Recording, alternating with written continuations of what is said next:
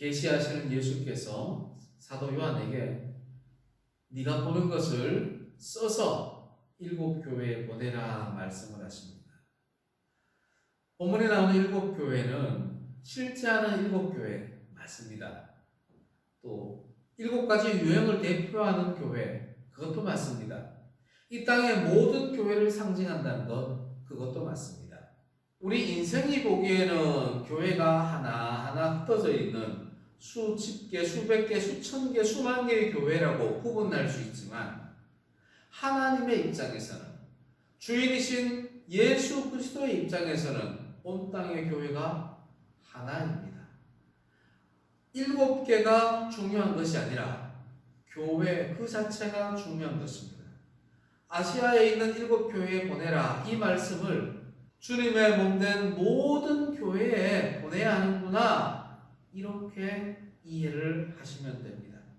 그렇다면 사도 요한에게 명령하신 아시아에 있는 7 교회, 아시아에 있는 주님의 몸된 교회의 상황은 어떠했을까요?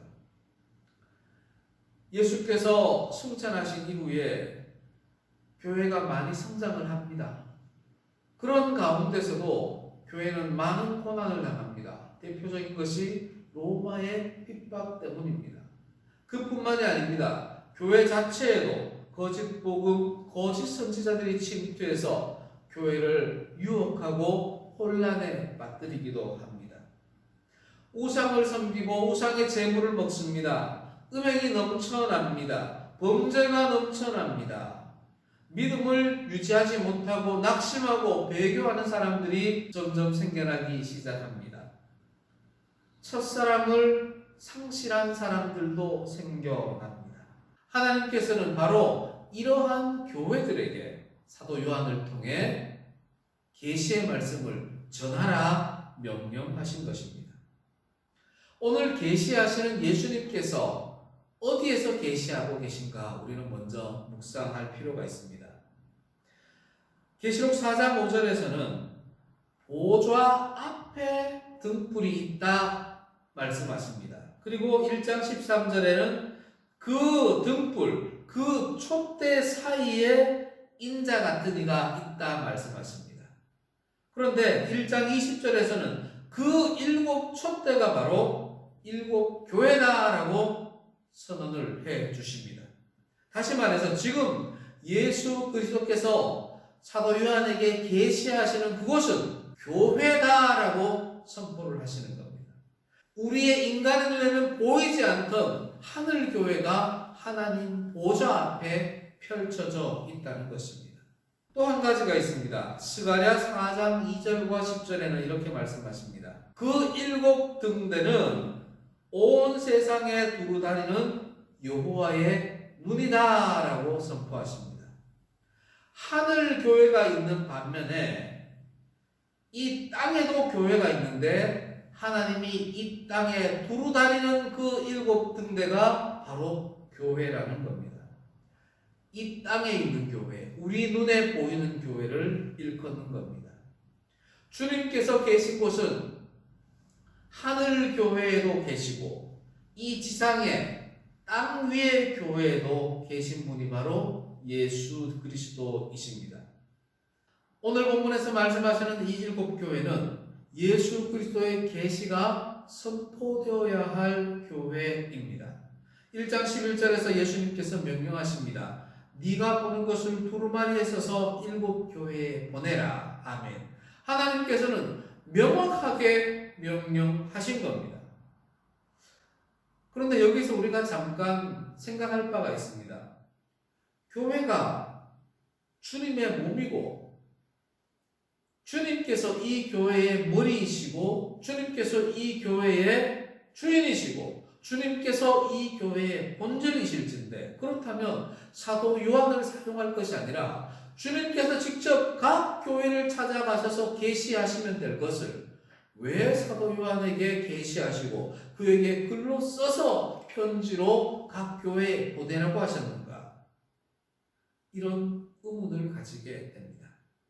그것은 요한의 모습에서 드러납니다.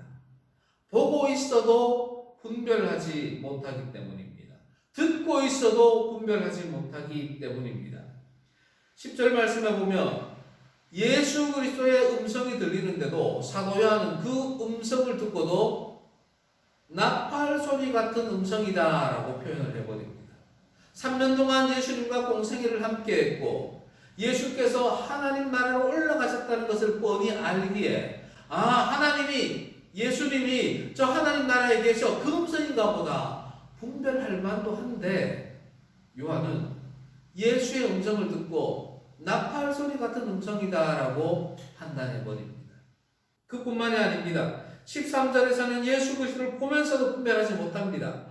인자 같은 이가 저기 있네. 사도 요한은 3년간 예수님과 공생애를 함께 했던 인물이면서도 예수님의 목소리를 분별하지 못했고 예수님의 모습을 분별하지를 못했습니다. 예수님을 분별하지 못하는 사도 요한에게 예수님은 18절에서 이렇게 말씀하십니다. 나는 살아있는 자라. 내가 전에 죽었었노라. 분별하지 못하는 사도 요한에게 내가 바로 십자가에서 죽었던 예수고 내가 부활 승천한 예수다라는 것을 사도 요한에게 가르쳐주고 있는 겁니다. 사도 요한만 이렇게 분별력이 없을까요? 우리는 어떻겠습니까? 온 세상에 흩어져 있던 그리스도인들은 어떠했겠습니까? 사도 요한보다 더 잘 분별할 수 있었겠습니까? 그렇지 않습니다. 예수님이 계시하신다 한들 사람들은 성도들은 예수님의 음성을 예수님의 모습을 분별하기가 어려웠을 것입니다. 사도 요한이 이 정도라면 다른 사람들은 더 심할 겁니다.